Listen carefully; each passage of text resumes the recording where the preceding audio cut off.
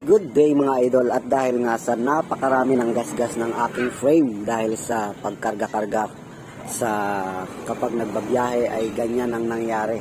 Puro gasgas at puro tama na ang ating frame, kaya nag-decide ako na baguhin natin.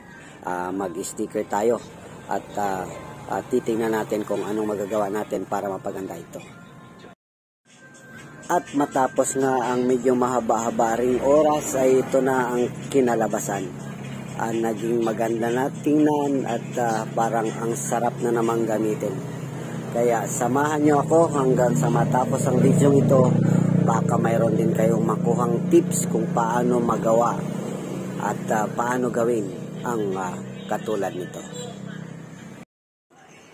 At bago nga natin ituloy ang video ito, kung bago ka pa lang sa aking channel o page ay huwag kalimutang mag-follow at mag-subscribe sa YouTube channel or i-click na rin ang notification bell para updated kayo lagi sa mga videos na aking i-upload.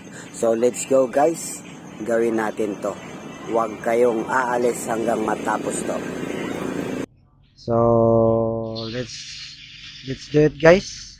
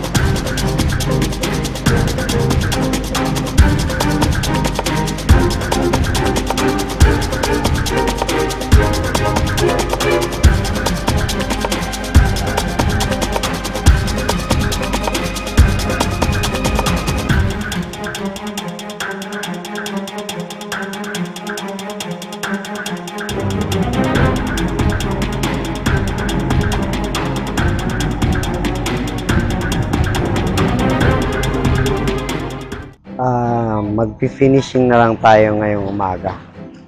So, yan na nga yung kinalabasan ng ating ginawa gabi. So, yan.